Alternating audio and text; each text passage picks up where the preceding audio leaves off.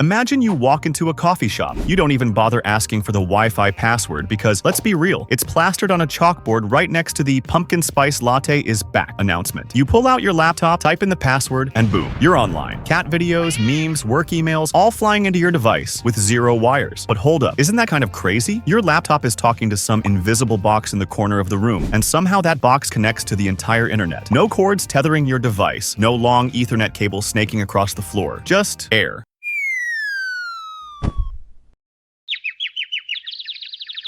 So the million-dollar question, how the heck does Wi-Fi actually work without wires? Wi-Fi works thanks to radio waves, which are just a form of electromagnetic radiation, the same family as visible light, but at frequencies our eyes can't see. If light is like the colors of the rainbow, radio waves are the invisible part that humans never notice but engineers figured out how to harness. When your phone or laptop talks to a Wi-Fi router, it doesn't use sound or magic. It sends data by wiggling radio waves in super precise patterns. These wiggles, or modulations, carry bits of information, zeros and ones, that eventually become Netflix streams, Zoom calls, or the Reddit post you're procrastinating with. Think of it like this. Imagine the router is a DJ, blasting beats into the air. Your phone has the right kind of speaker that can pick up that rhythm and translate it back into a song. Except instead of music, it's email attachments and TikTok dances. Okay, but not all radio waves are created equal. Wi-Fi usually plays in two main lanes of the spectrum, 2.4 GHz GHz and 5 GHz. Lately, 6 GHz has joined the party for newer Wi-Fi 6E systems. Here's how they differ. 2.4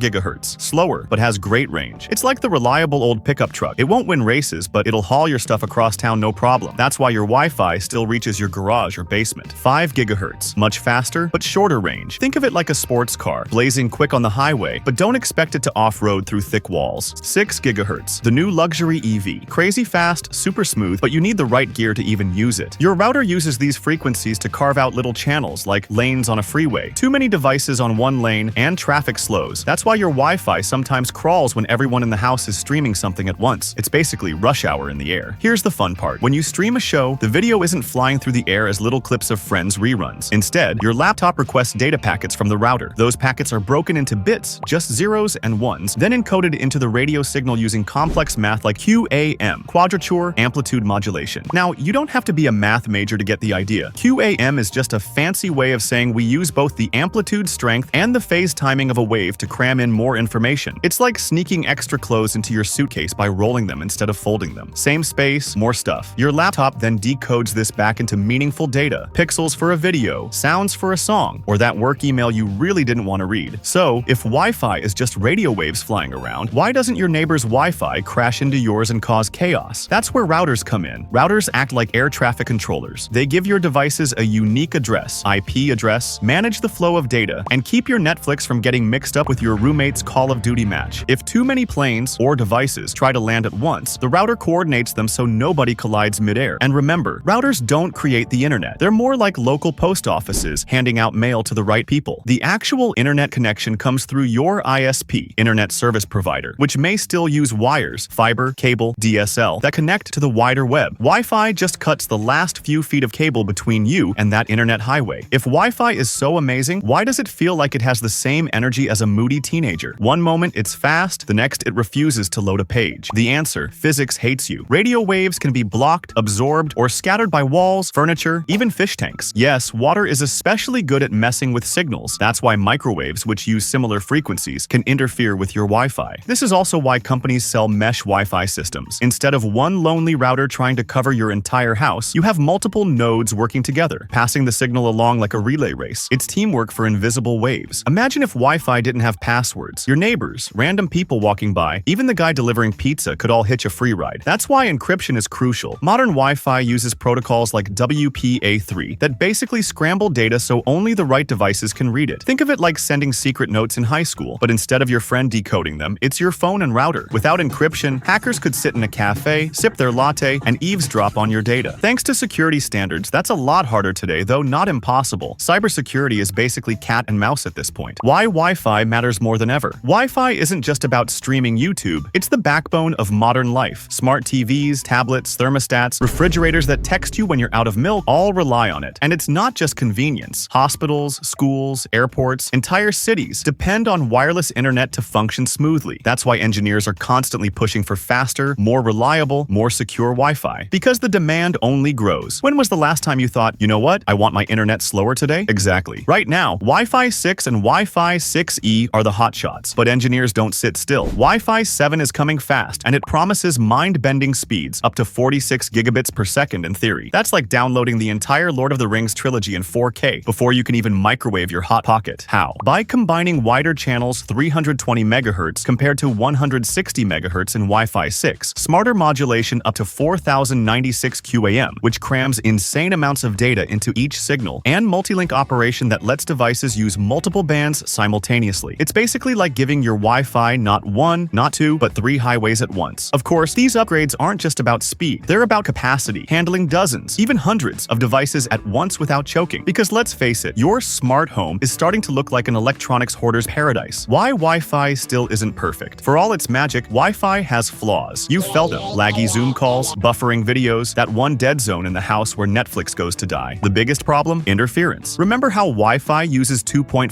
gigahertz? Well, so does your microwave. So does Bluetooth. It's like trying to talk in a crowded bar. Everyone's yelling and the signals overlap. The second problem is distance. Radio waves fade as they spread, like the sound of your neighbor's lawnmower fading as you walk away. Physics just doesn't care about your Wi-Fi coverage needs. And then there's security. Hackers constantly look for ways to piggyback or intercept wireless traffic. Encryption helps, but it's an arms race. That's why IT guys get paid in stress wrinkles. Here's where things get funky. Scientists are experimenting with LiFi, which uses visible light to transmit data. Imagine your light bulb doubling as your internet router. No joke. Special LEDs can flicker faster than the human eye can detect, encoding data in those flickers. Advantages? Speeds up to 100 gigabits per second, and no interference with radio waves. Plus, it's ultra secure. Downside? Light doesn't go through walls. So yeah, you'll need a router bulb in every room. It's promising, but not ready to replace Wi-Fi entirely. Think beyond your house. Entire cities are working to blanket themselves in Wi-Fi. Picture walking through downtown, and instead of your phone flipping between LTE and random hotspots, you're seamlessly connected to a citywide wireless net. This isn't just convenience, it's infrastructure. Imagine a future where even the trash can on the sidewalk is connected, texting city workers when it's full. Wi-Fi and its cousins like 5G will keep that all running. Here's the funny thing. For most of us, Wi-Fi isn't about modulation schemes or frequency bands. It's about one thing: access. It's the thing that makes modern life feel modern. Without it, airports turn chaotic, offices grind to a halt, and kids act like you've personally stolen their souls. So, to answer the original question, Wi-Fi works without wires because it doesn't need them. It uses radio waves to carry information through the air, routers to direct traffic, and encryption to keep things safe. It's not flawless, but it's the invisible glue that holds modern life together. And the wild part? We're still at the beginning. Faster Wi-Fi, light-based internet, citywide coverage, it's all coming. 100 years ago, radio was just for Morse code. Today, we use invisible energy fields to stream cat videos across the planet in real time. So, the next time your Wi-Fi glitches, take a breath. Yeah, it's annoying. But it's also a miracle of physics, engineering. We call it Wi-Fi, short for wireless fidelity. But really, it's modern life's umbilical cord to the digital world.